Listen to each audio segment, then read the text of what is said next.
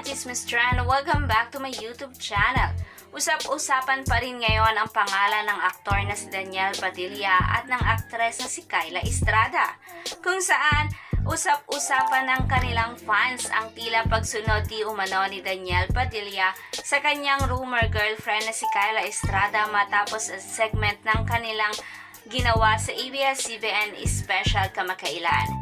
Dito ay makikita kung saan magkasabay na naglakad si Kyla at si Daniel. Hindi nga raw magkasama, ngunit magkasunod naman ang dalawa.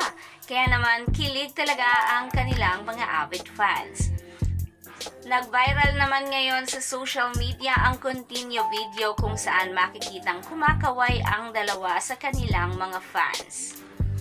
At hindi lang yan, dahil mas kinilig nga ang kanilang mga avid fans na mag-viral sa social media ang tila paghawak di umano ni Daniel Padilla sa kamay ni Kyla Estrada habang sila ay naglalakad.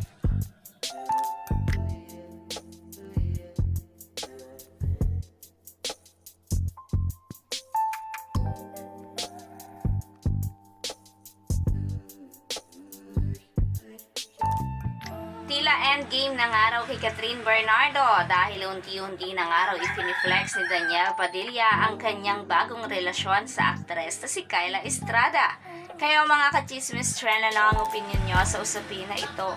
Comment down below, and if you like this video, please subscribe my YouTube channel and click the notification bell para mas updated ka ka-Chismis Trend. Thank you for watching!